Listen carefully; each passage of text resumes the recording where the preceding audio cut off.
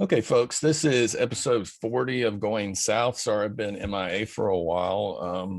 We have been updating our website and started a fundraiser, so I've been kind of tied up with that. But I'm really excited today to talk to someone who made a deep impact on my life back in the 90s. It's Reverend David Billings. He's a historian, a core trainer for something called the People's Institute for Survival and Beyond. He's an ordained United Methodist minister. Got his MD at the New York Theological Seminary, doctorate at I guess Wisdom University in theology. He was really the first white man I ever saw publicly stand up and speak out against racism. And so he's a core trainer with the People's Institute.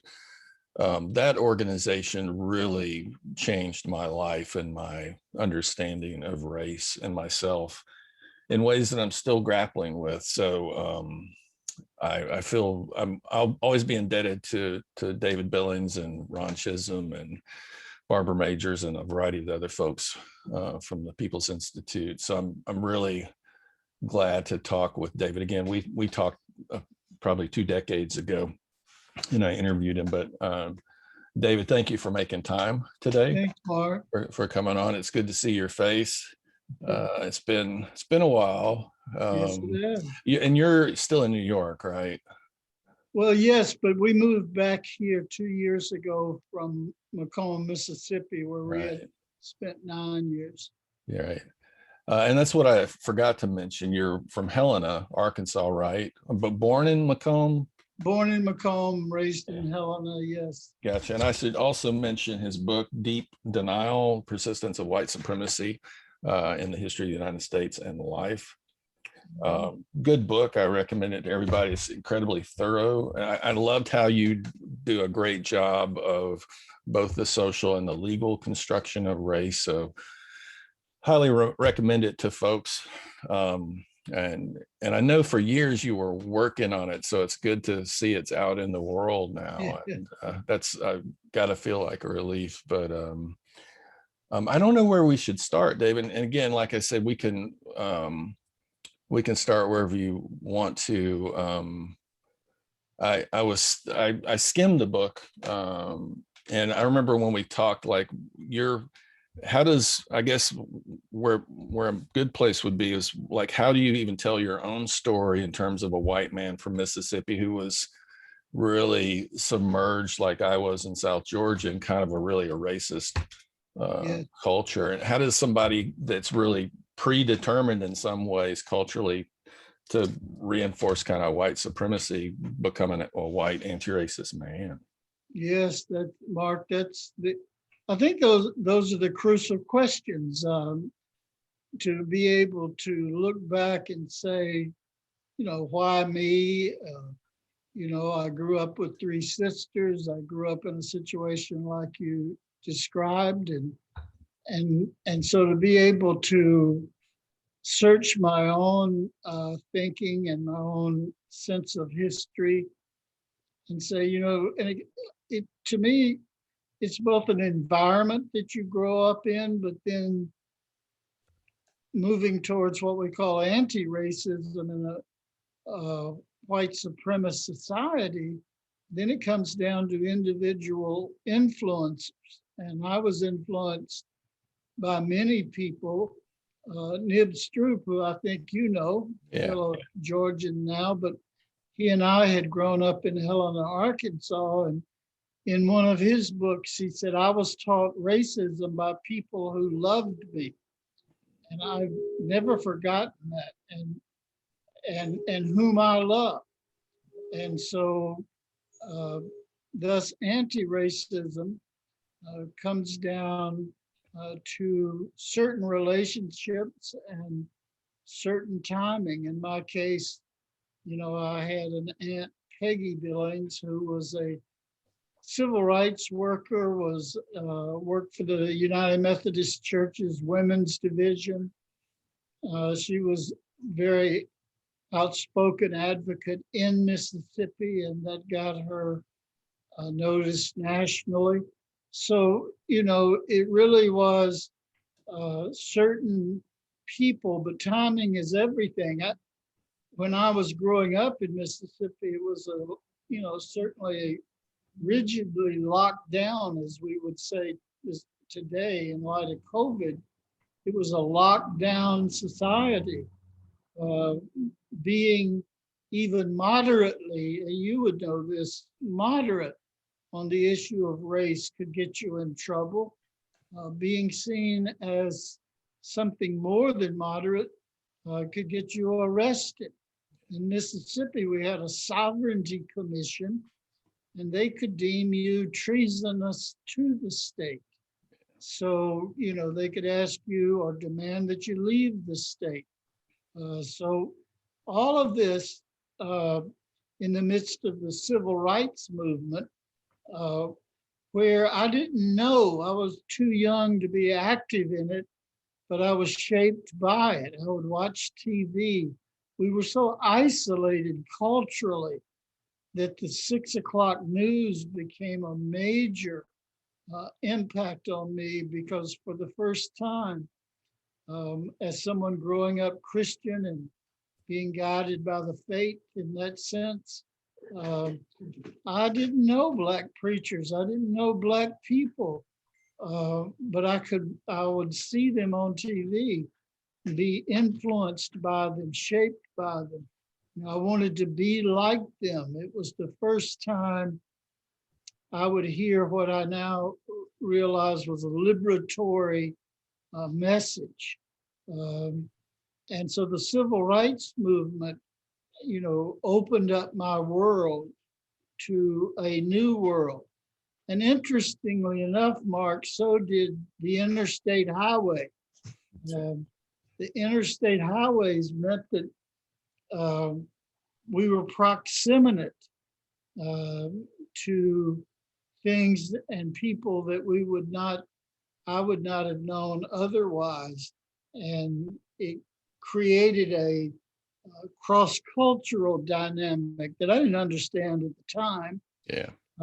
But these sort of influences, the story that I start off Deep Denial with is where I began my, when I thought about it, I say it was really at Uncle Harry's funeral, who was murdered by a young Black man, as I tell in the story, who later it became known that he had a very low IQ and was not really cognizant of right and wrong, was captured with blood on his hands.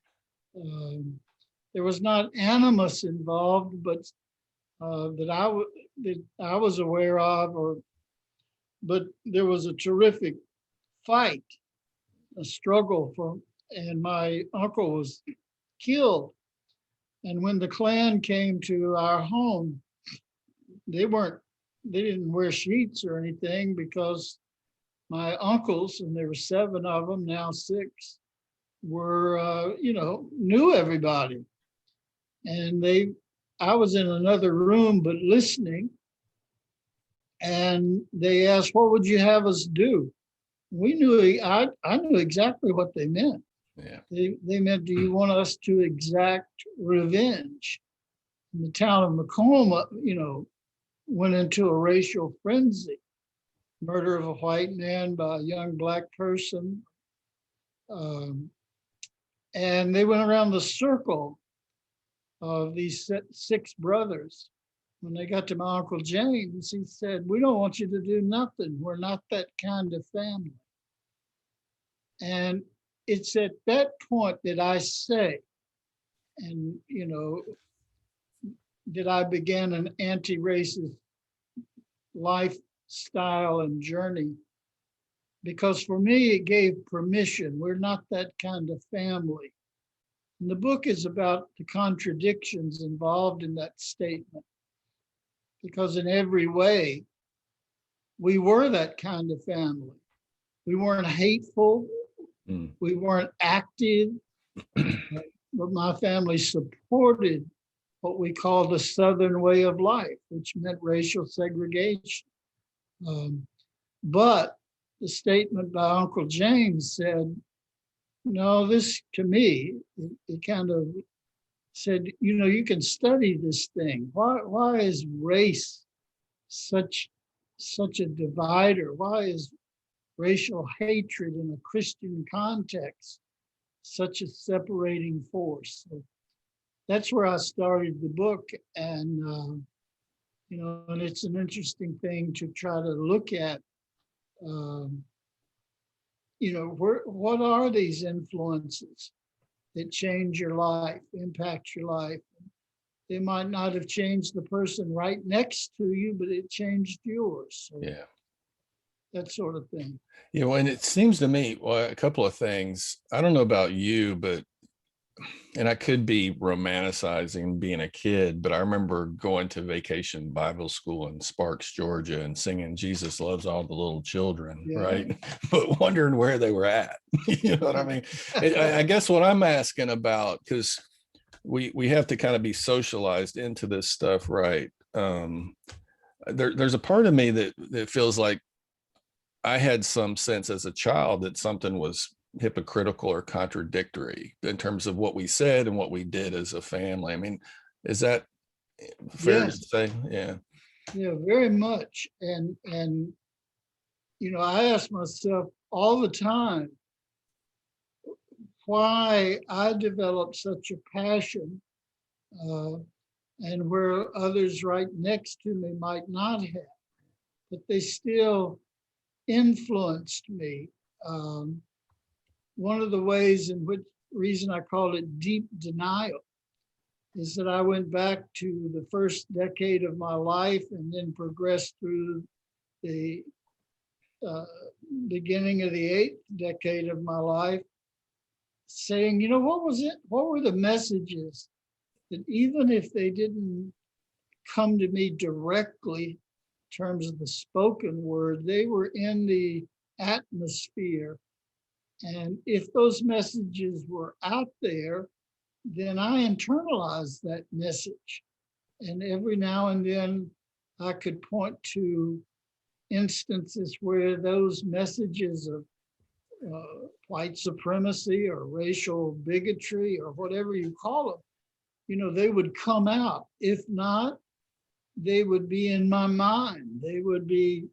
I was aware of the messages. And so I took that to be the way in which I could, ironically, in some ways, bond with other white people. I wasn't any different than every other white person I knew, in that even if I didn't say the words, I knew the words and I thought them. And I had to take a hard look uh, at myself in that regard, even as I began to develop another persona and another, another ways in which I was being perceived uh, within my own little niche. And then as I continued, the niche would get a little larger, but it was always small. Um, that, these messages were inside of me, and, it was a part of my psychology. And if I denied it, if I made it seem like I never thought that way, well, then that would put me, that would be placing myself in a superior position to other whites. Um, and so I had to admit some things to myself. I'll tell you a story that happened just last summer. Um, we were once again in New York City and in the Bronx, and Black Lives Matter had a march right in front of our apartment. We're on the third floor. Because I have a walking disability now, I didn't join the march, but I heard it. I heard the chants, and I was thinking that there would have been a time, within the past year of COVID, that I would have been there in the march. And I thought, but what if they came to my door? What if they came to my door? Who would they see? Would they see someone whose self-image and somewhat my reputation of being an anti-racist freedom fighter, to use that language, or whatever you'd call me, for 50 years now? Is that what age? Or would they see a 74-year-old white man who physically presented possibly as everything they were marching against? And I said, I wonder who they would see. But then I realized that I had never lived one day of my life, not one day, not one instant, outside what I was calling the protective umbrella of white supremacy. Didn't matter what I said, didn't matter what I wrote, didn't matter what I did, however radical I might have presented myself, all of which there are, parts that's a big truth with me. But it is also true that I was protected.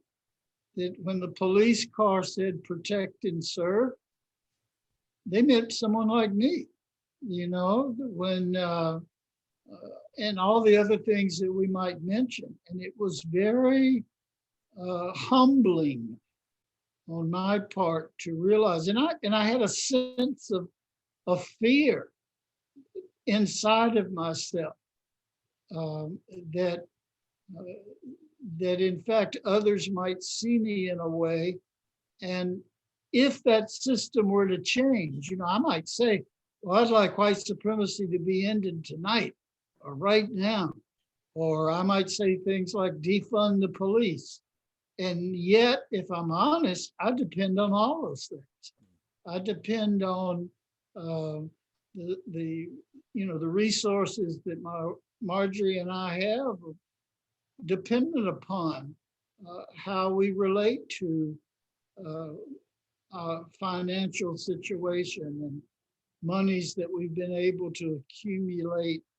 It might mean that I would hand down something to my grandchildren of financial assets, where someone else, another color, let's say, would more likely hand down indebtedness to their grandchildren.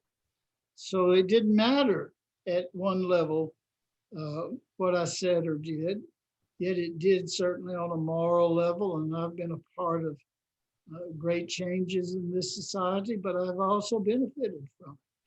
And to just casually say, or impassionately say, I'll reject all of those things. Well, not so sure. Yeah. Has there ever been a part, because I've seen myself want to get kudos, I want to be congratulated for what I'm doing sometimes, in terms of internalized white supremacy, right? There's this, I want to be one of the good ones. And I think that's one of the things we've done as white people, to separate ourselves from one another, right? But did you ever have that time? Because like you, in your book, you talked about kind of basically terrorizing the Black community as a teenager, right? Yeah, I did. And we didn't do so much that, but I certainly had the rebel flag in my truck. I certainly bonded with other white adolescent boys around being white, right? Yeah. But even now, there's this part of me that wants to be patted on the back a little bit for doing the moral thing. Was that ever a struggle? And you should be patted on the back, but at the same time, admitting that recognition is something that, you can say it's part of the human condition, but we do want to, I know exactly what you're talking about. I relished, in fact, being seen as one of few white people, or the good maybe ones, the first white person in some instances. And absolutely. And I remember a sense of jealousy when other white people, particularly white men, there have been not that many, and you're one of them. This sense of jealousy when I felt that, well, wait a minute, this is my turf. I'm the only one. And when Reverend Joe Barnt, I don't know if you know his name. Yeah. Is he still with us? Yes, still with Good, us, good. still going, and living out on the West Coast in his mid-80s. Uh, I remember when I began to hear about Reverend Joseph Barnes um, and his strong anti-racism as a white male. You know, I said, wait a minute, there's not room for both of us. Later, when I would meet you, you know, and you would talk so intimately about what we were at that point just easing up on, and that's a study of white culture and what were the, you know, how do you describe the culture in which we grew up with? And it wasn't all bad. Yeah, And you were able to talk about that, you know, from your own growing up. And I thought, wow, that he's the real deal, man, because you could tell it. I knew it immediately that you're being able to say, yeah, I grew up, you know, as a white supremacist, and, you know, even if I didn't call myself that, but there were also elements of my culture, and you would talk about that and you would tell the stories. You can't fake that. You yeah. can't just read about it and then repeat it. Um, Well, so it makes me sad we're set up. I mean, some of it's male too, I think, for me, yeah, right? Like that we're set up to compete over everything, over mhm. everything. Like even the, I mean, which is alienating, right? Oh yes, I never felt jealous. I always wanted to be you, like, because especially because you had this community of folks of color. It's one thing to be told to take leadership from folks of color and then go back to South Georgia and try to sort out, well, who is that, right? yeah. But you had this cadre of giants, right, who had rocked, all of y'all had rocked my world. And I was like, I want to be, I, I I, want to do what he's doing, I know what you're saying you because know. I was aware at the moment. I sometimes would of who I had been fortunate enough to be surrounded by people like C.T. Vivian Mm, and Braden, you know, just so many different Septima Clark and you know, later Diane Nash. I would not know all of them intimately, but Reverend Vivian and Braden I did. yeah, And they helped form the People's Institute. And that thought behind the Institute was that if we could create organizers, if we could train organizers who understood race and their own role in it, we could change not only the South, but you could change the world. That was the belief. Um, and I was very aware that I was in the presence, as you say, of giants. Uh, and I soaked up everything I could. I was just in awe of it. And yet we also talk about those who will come after us. And for me, um, there were people like yourself who uh, were going to be, you know, who were not, who were of the generation next to me. And there's people today. Um, but I think this recognition, this ability to look and see, you know, who you're surrounded by and how you are being impacted by it is very crucial. yeah. I think, I don't know if this has been your experience to me, but I've had a lot of young white men gravitate towards me as a teacher and a variety of it. I just think a lot of us are looking for our fathers too, in a way. Yeah, We're yeah, looking for men who are compassionate, who want to live a different way, who don't want to play the man game. And at times I've stepped up to that, and sometimes I've failed people, and sometimes you just don't have enough to give in terms of time and energy. But I mean, have you found that over the 50 years of doing workshops and trainings, like white men gravitating to you and needing your time and wanting your time? well, the great void in anti-racist work, and one can extend that to any type of liberation work, is often white men. You know, they are not as, you know, for whatever reasons that can be diagnosed, we don't come to liberation struggle. There's usually a few of us. And yes, usually we do remember each other in a certain bonding, but as you said, and as I've said, there's also this competitive factor that is also there. But I would say that sometimes, yeah, I've been seen as sort of a model in that regard, and relationships have developed. Never as much as I would like. I love it today, when someone calls, and we just, and I'm glad for Angie, saying, I just talked to Mark George, you should call him, he has his podcast. Well, it's that sort of, hidden, what do you call it? Hidden angel, that's not the word, but just someone mentioning another in a conversation can lead to a reconnection. And that's really so important. Can we talk a little bit about theology? Because I think the other thing I have in common with you, I was going to be a minister. I planned to go to seminary, and I got turned down at the two places I applied, but I had been a Southern Baptist missionary in the Philippines.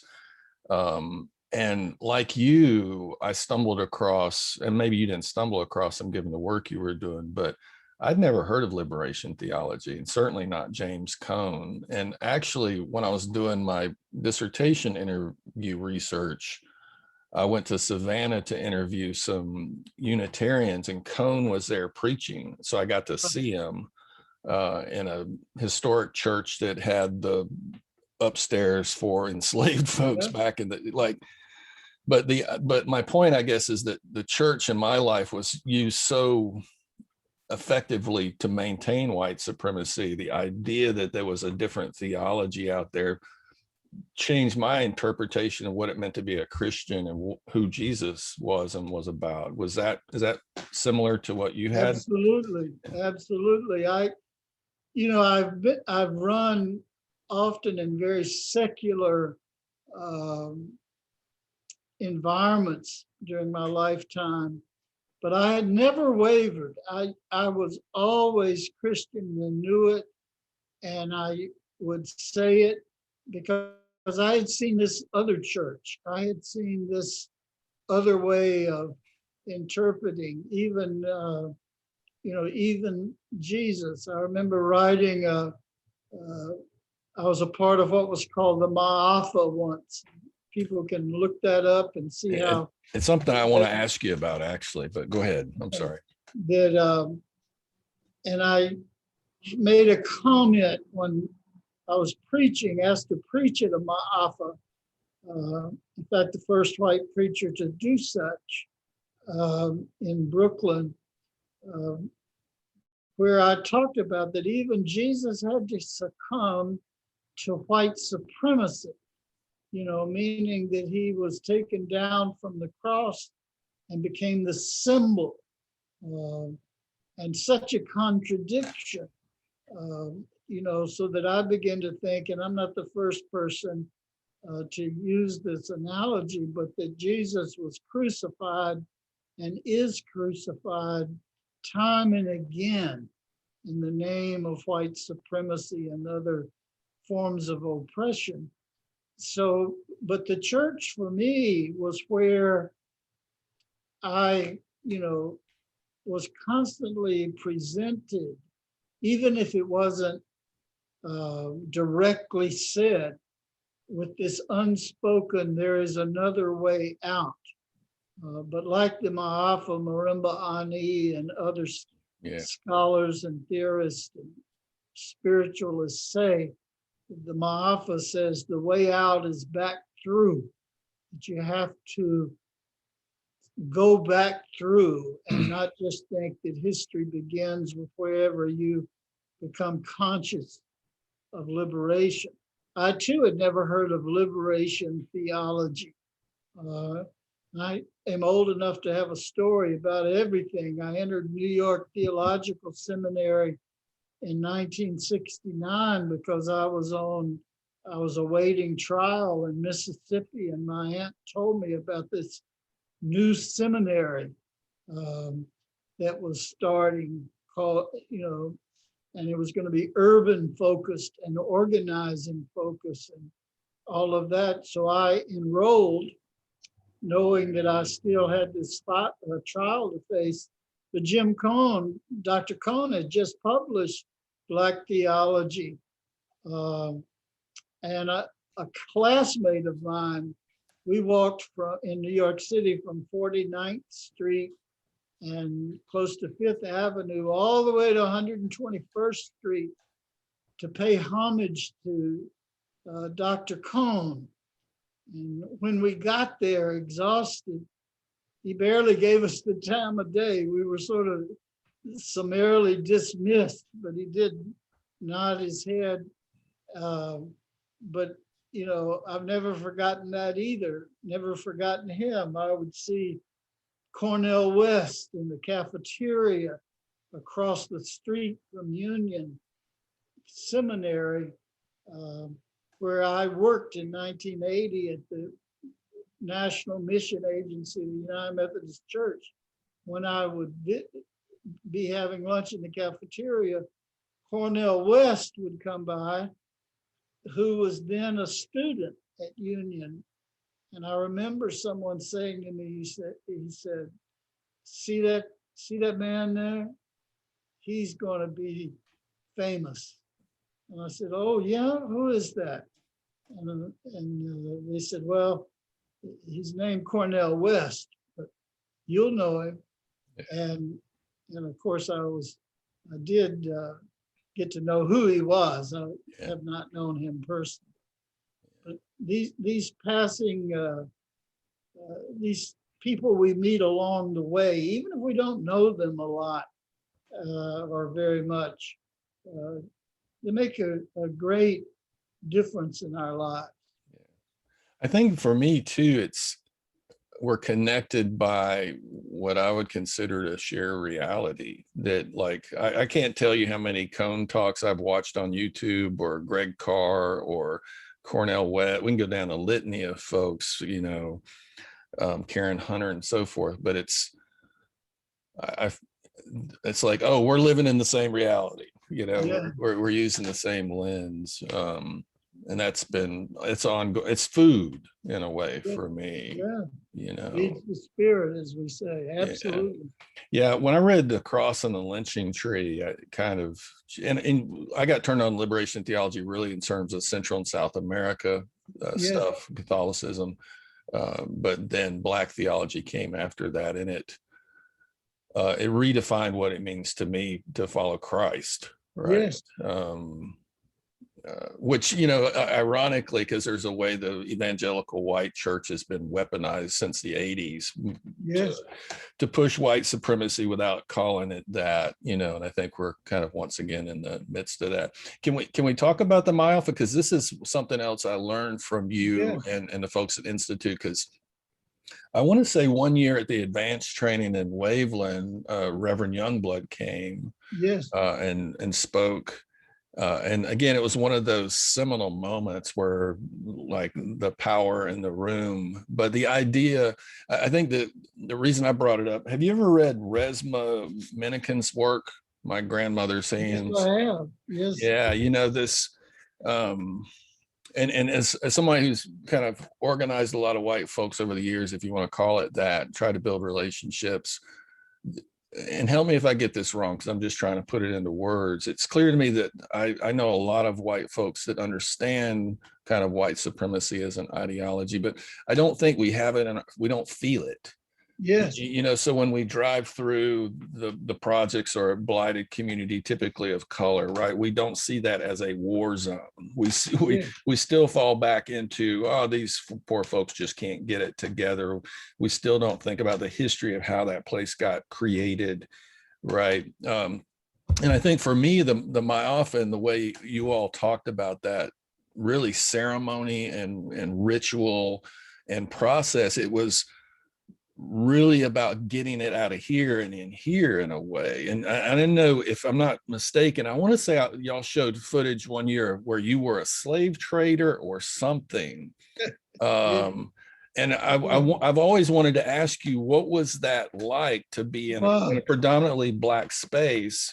Yes. And I kind of want to ask this, Moore's Ford people up at Oconee, they reenact a lynching where white people participate in the reenactment. Yes. Right. But I was wondering, did that bring stuff out of the head?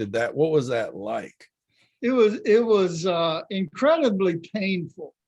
It was incredibly, I didn't use body language as Resma speaks of it until very recently. I was very disconnected from my body, except, the Ma'afa. When I was witness at first to the Ma'afa,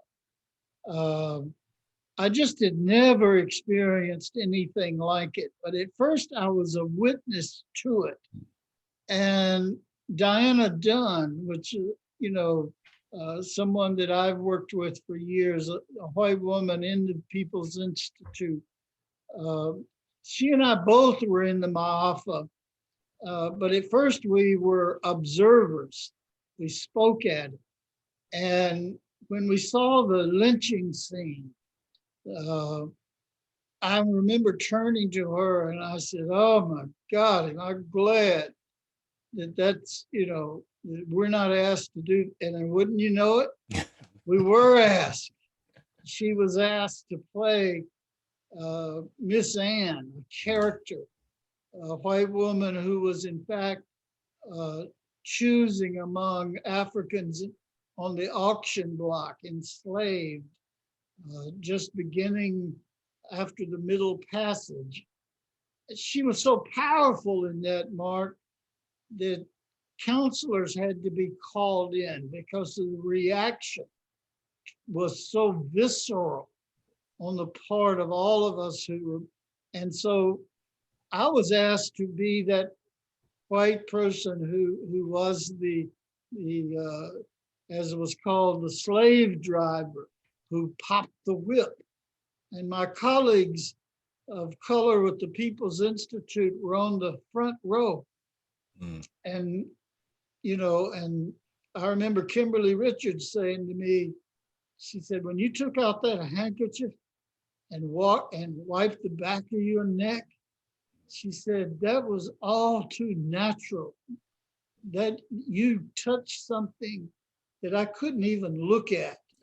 And those scenes reenacted when you had to put yourself in that physical place and position. I've never forgotten the Ma'afa. And, Youngblood, who was, a different sort of preacher that I'd ever encountered. Amen. Because he was unpredictable. He'd call people out in the middle of the service, ask them if they had done this or if they had done that. When we went to Chicago to present the Ma'afa at the, and I'm slipping on his name, but I know President Obama was, he was a member of his church, he and Michelle. And was this at Jeremiah Wright's church? Jeremiah Wright's church. And Youngblood turned to me, he says, I can kind of handle the brothers in Brooklyn. I can tell them who you are and ease up. And then he grinned, he said, "But we're in Chicago now. I'm not so sure how they're going to take to you."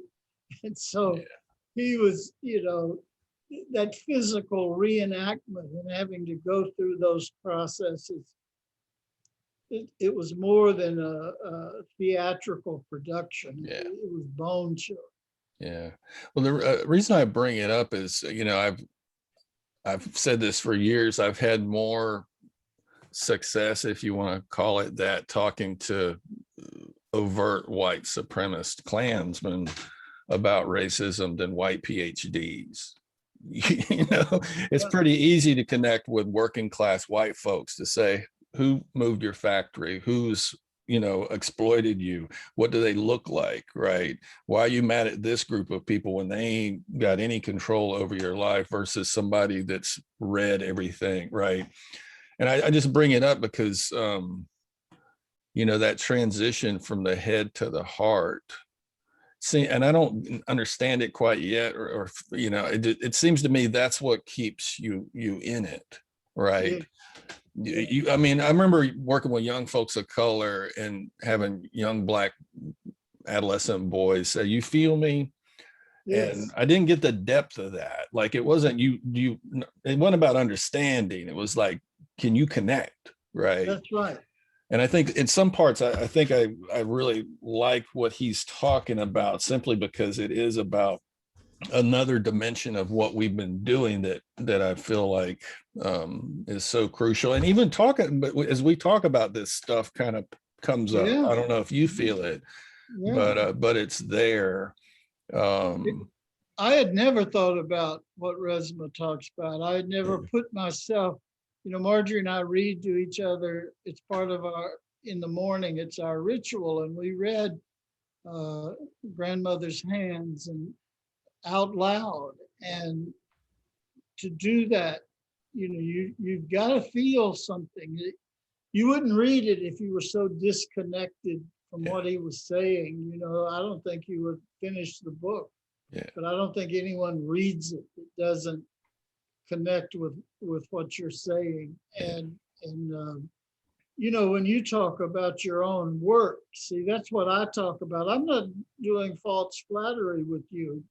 Um, in fact, there are very few of us, um, and you know, who have been able to connect directly with people we might generally refer to as white supremacists, or connected to the Klan, or the, you know, even now the Republican Party, yeah. um, It's hard. and be able to connect with them in a way that they don't feel put down or, you know, discounted, or and you have done that, and there you should be celebrated for it, Yeah, because there aren't a lot uh, of white men who at that level, when you talk about from head to heart. See, if there's one thing that's different for me in the 40 some odd years I've been doing the Undoing Racism workshop, 50 some odd years that I've been conscious of my work against racism, um, that when we began the work in the late 70s, and the Institute began in 1980, um, it was, when I look back, it was an incredibly refreshing time, because white people were very vulnerable. Often the way we would talk and teach history, and the way we talked about the creation of race and why it was totally new. And they would say things like, I'd never heard this before, you know, and it would be difficult and yet liberating. Today, the biggest struggle, in my opinion, for white people is that so many of us think we know everything. And it is a more dishonest conversation. yeah, When I get the opportunities to work directly in smaller groups, particularly with white men, I say, don't tell me what you know. Don't tell me what you read. Tell me where you hit the wall, where still today you cringe when you might even hear, not just hear something, but see something, speak something that you realize, wow, I'm not comfortable with this. See, if we don't reach that growing edge, as we refer to it, you know, we begin to speak about it, racism, either as something just of the past, or something that somehow we've conquered or gotten over, we've undone, and thus are beyond. And I don't think that's true of any white person, yeah, uh, that there aren't those times in which we hit the wall, as we say. But there are Absolutely. many times, maybe most times, when we won't admit that. Yeah, And that's difficult uh, to get through. And it's also, it's not intentional dishonesty, but there is a dishonesty about it. This need to say, I know this, I've heard this, yeah, um, is is is a psychological. It's what the therapists say, cognitive dissonance. yeah.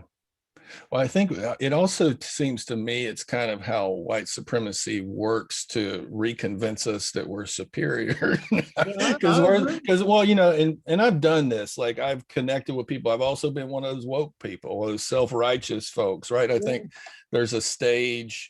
There's some interesting work on this stuff, but I certainly have been that person too, where I've done more yeah, damage. And now we have the language of wokeness, right? yes, But I would love, yeah. There's a couple of things, you know. There's all this buzz around white fragility. yeah, I hope there's a book soon on white numbness, white paralysis, yeah, right? Too, because I think we do. The thing that the workshop did for me is it made me realize a variety of things of my supremacy, that racial justice meant I wanted these folks of color to get to be like me. You know, yeah, it yeah, was that. But then I had to really explore what all these things I thought I accomplished in a system that was really greased for me. Right. yes, Um, so there's kind of all that going on at the same time. And I think the thing I'm guilty of all the time still is not acknowledging that I've been loved to this place. I was loved yeah, to this place by the Barbara Majors, by the Belisa Gonzalez's, by the Nettie Codes, by the, you know, the folks at SWAP in Albuquerque, like all the folks of color yeah, who've been holding my hand, you know, yes, as Kimberly Richards did this thing one time in Waveland, I'll never forget. And it was a way to talk to me about supremacy without ever saying supremacy. We were in line for food and I was late in the line and there was nothing but kind of burnt rice on the bottom of the pan, right? And I probably said something, you know, and Kimberly just looked at me very lovingly, and she gives, in some societies that's the best rice to get, you oh, know. And wow, she turned around and walked off, and I was like, oh, there it is. You know, like, so it still happens all the time, right? yes, Like, it does. well, and it kind of gets to something else, and we might have talked about this in the past, but you know, when I was going around talking to people involved in anti-racism back in 2001, trying to, because the question was why, for me, why did some white folks kind of step up and why do folks not? Because we understand a whole lot about why people are racist, but we don't understand a whole lot about why people are anti-racist. But it was wild because, you know, I met a lot of folks. That's when I met Nibs, and you actually referred me to him. So thank you for that, because another beautiful man in my life, you know. But Yeah, there was a kind of a group of folks that were fighting racism out of obligation, right, out of moral duty, right. And then there were groups of folks, largely gay white women, who had experienced patriarchy and homophobia, right, who realized it was in their interest, their self-interest, yeah, that this should be a project for white people because it benefits us. And I think that's, again, something else that you don't hear a lot of in kind of the dominant language now of, but I certainly heard it from everybody connected with the Institute. And Diana Dunn was one that this is what it means to become human. yes, Is that fair? yes, yes. In fact, the teachings from numerous folk, and Diana certainly is one, about how racism dehumanizes white people. Now, that sounds obvious, but I know that it wasn't a part of my initial uh, abilities to speak. I was more kind of the, the moral force of, this is wrong. But when I realized the price that it exacted from us, the other thing that that it dehumanized us, and we could have been written off and not guided and not held, as you say, by all of the folks that you mentioned. And the list is longer. Yeah, oh yes. And that this dehumanization is the great divide. If I act like, that racism only impacts people of color, particularly Black people, indigenous, then I miss it. It dehumanized those of us who are now white. And but yeah, and one of the things that you always remind me of, and Suzanne Plisick and others that I met, from you in Greensboro, and then would later keep relationships with, and they were white people all over the United States. But some of us think we need to apologize for being white. I've never done that because it just sounds disingenuous to me, because I don't think I'm real if I were to say that. But also there have always been whites in liberation struggles from the very beginning, and even before the nation. There were white people who were saying, "Not in my name." And of course, one of the big influences in my own life was Anne Braden, who was an organizer first, who had to understand race as she would tell her story. And she was unapologetic. And Ron Chisholm would say, list her as a major teacher of his. And I said, well, why? And he said, because she never threw anyone away. She worked with everybody. And again, it's one of those things that you might say, oh, sure, but most of us don't work with everybody. There are those with whom we either won't work and or can't find a way to do it, don't know how to do it. So these sort of things and these names need to be lifted up and celebrated and acknowledged. And we go through these stages. We make mistakes, but we also contribute and have contributed. And it's just something that's a part of this nation's history, largely untold. And you speak of, I always have, White Fragility and other books that have now become on, the bestseller list. I was envious, of that success. Yeah. And yet, it's what I always wanted too. So these sort of things are real and they're true, and we're continuing. The reaction to what is lumped together as race critical theory. I was in South Africa at the UN conference in 2001, and my next door suite mate was Dr. Kimberly Crenshaw. And that's the first time, well, it was the second time I heard of, well, it's the first time I heard of intersectionality and what she meant by that, which is not often what, is not always what is meant by it today. Right. It's the first time I had heard, the first time I heard internalized racial oppression, in a sense of the intent to have Black folk and others of color feel inferior, was from Barbara Major, who was trying to explain not a theory, but she was just trying to explain what she was seeing in the neighborhood, in the housing developments where we were working in New Orleans, that was different than the neighborhoods in which she grew up, where the internalization was more of strength than of inferiority. And she said, I just don't understand it. when people use the F word in front of the elders.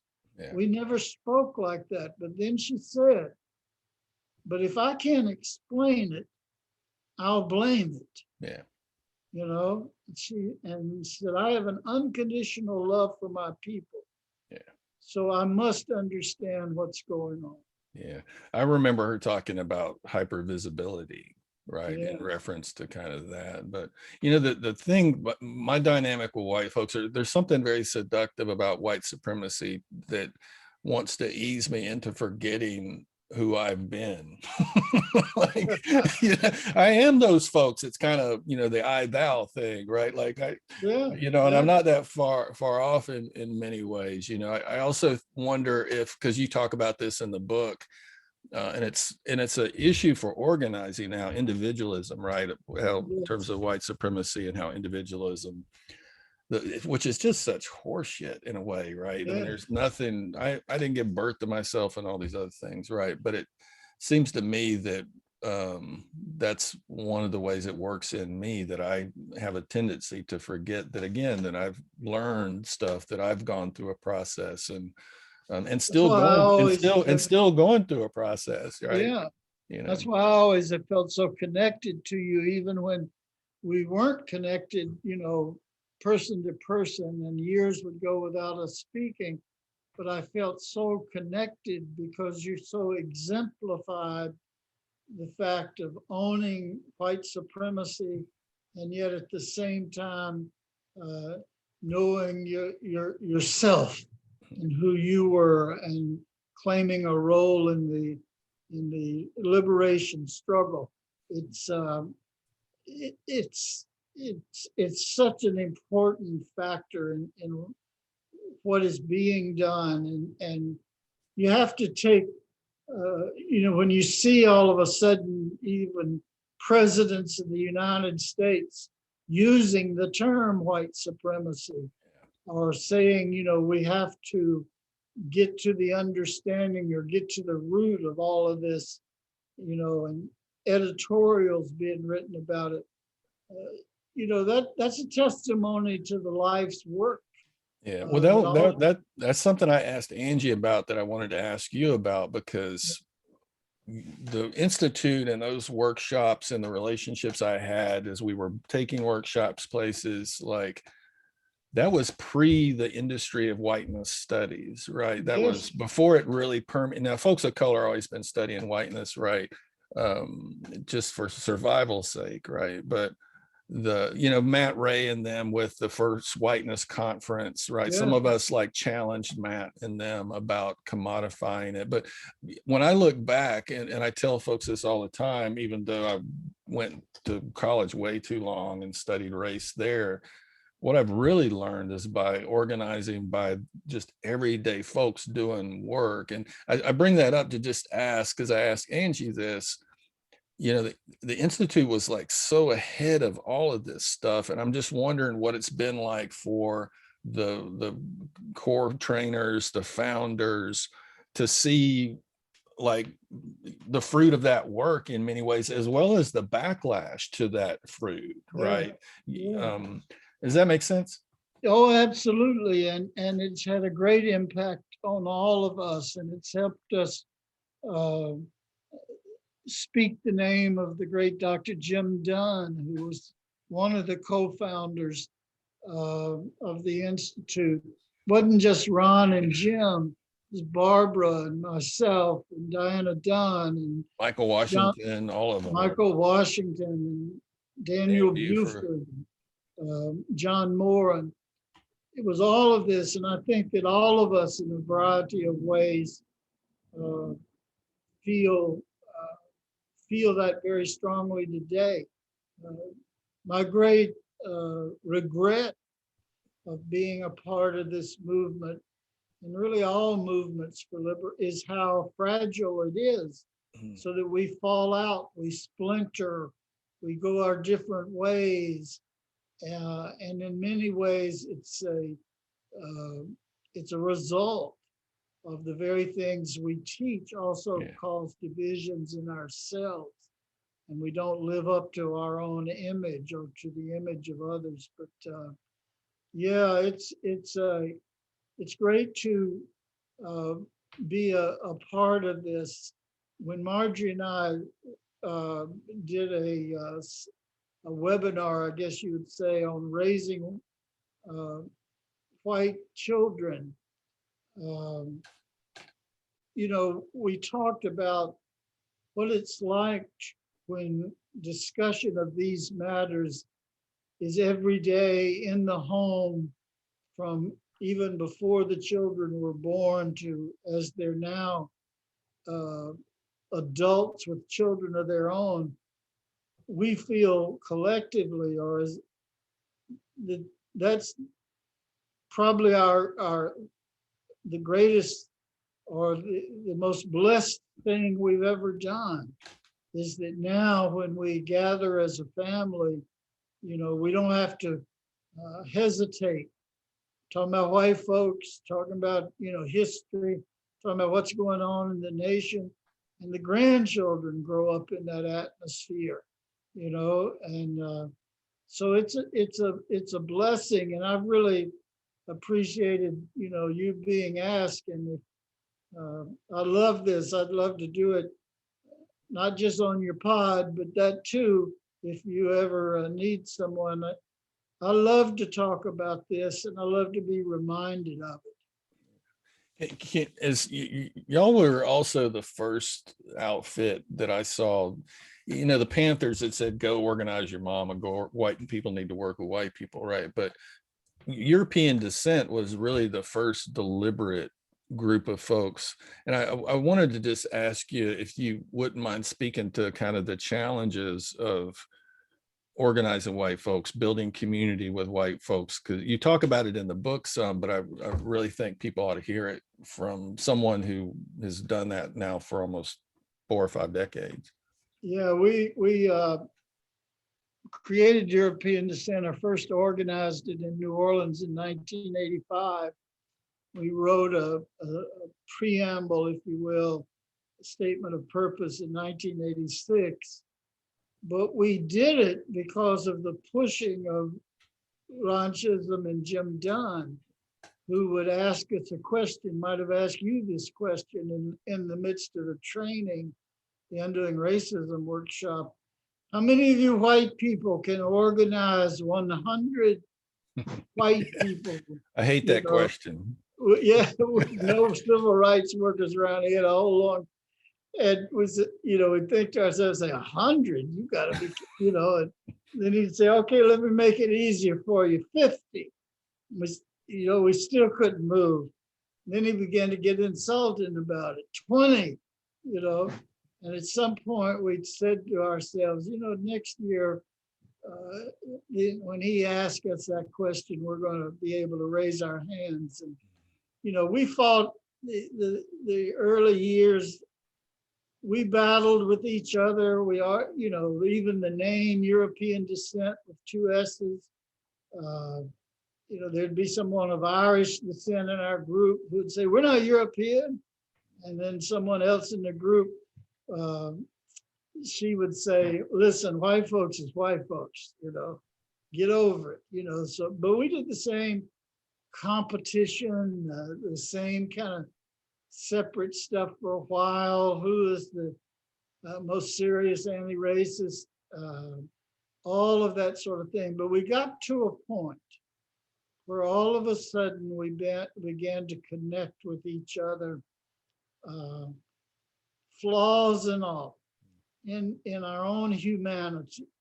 We began to visit each other when we were sick, and a lot of Jesus stuff. We would be at each other's wedding. We would be there, be there, be there. And all of a sudden, we kind of related our selves into loving each other. And today, there's European descent groups and other groups that emerged from the Institute, but other organizing challenges. And it's heartening to see. It's heartening to know you were a part of it. But as you just said, it's humbling to know you still uh, got a ways to go. Oh yeah, it's never over. Yeah, Which never is, is. yeah, it's which is good. I mean, I think that's what it means to be a human instead of a god, That's where we're right. done. Can we talk about organizing in the current context a little bit? Yeah, yeah. One, especially in the age of the selfie, right? The age of hyper individualism. Do you think it's the same? Do you think there's new challenges or? Oh yeah, I think there are elements which are the same, but there are new challenges. I think in ways, young people always they did in our time. We were young. There were the young people before our time. Uh, Young people, and the psychologists say that they don't have a sense of their own mortality often, and thus are willing to crash the barricades or to leave, and the rest of us follow. That's always been the case. Certainly is the case today. I think that organizing is still as challenging as it ever was. Um, a lot of us, will speak of certain realities. Many of us who are white, our identity is through our professions. Um, so we'll organize with others. If we're social workers, we'll Right. organize with others. And it is necessary, but it's also fragmenting. Yeah. I think that the uh, power of identity now uh, has its liberatory quality, and yet sometimes it makes it impossible for us to work and with each other who we don't share the same identity with. So all of these things, and still organizing happens in a flash sometimes. No one could have predicted how immediate Black Lives Matter would impact the world. Um, it was a flashpoint, and yet it has a long history to it at the same time. Um, but I noticed that Black Lives Matter was barely out of some sister's mouth when all of a sudden it was being co-opted by uh, forces in the society. Verizon matters. Corporate Don't America. all lives matter? All that Yeah. sort of thing. So there's always this pushback, but there's always organizing. Yeah. And organizing is going on in so many different arenas. Yeah. The challenge is to bring it together. We're facing challenges as as as at a time in this nation only comparable to the Civil War, pre-Civil War America. We're in a very, very dangerous time in this society, and maybe we're going to need another session to be able to unpack that. But, Yeah. uh, I would love to do that because I I would think, too. yeah, we You can. still have people in the midst of just the other day. Someone was speaking about racism and whites as if it were past tense, and yet, as we speak, there are those who are willing to tear it all down in the name of their political viewpoint. Uh, it's just a very frightening time. Voting rights, everything is now not only under pressure, but it's under assault. Um, so we have to continue to organize and speak out against it. Mark, it's been great. Likewise, and we'll do this again because I would love to continue the conversation. Thank you so much for making time today. I know you're busy, and I love you. I appreciate everything that you have modeled for me, and Marjorie too. The two of you are two of the giants that I spoke of earlier, and I'll be eternally grateful for Well, I two love of you you too. for making my life so much better. Thank you, Mark. Yeah. Thank you, All Mark. right. Well, please tell Bye now. Marjorie. Bye-bye. I'll tell her. Okay.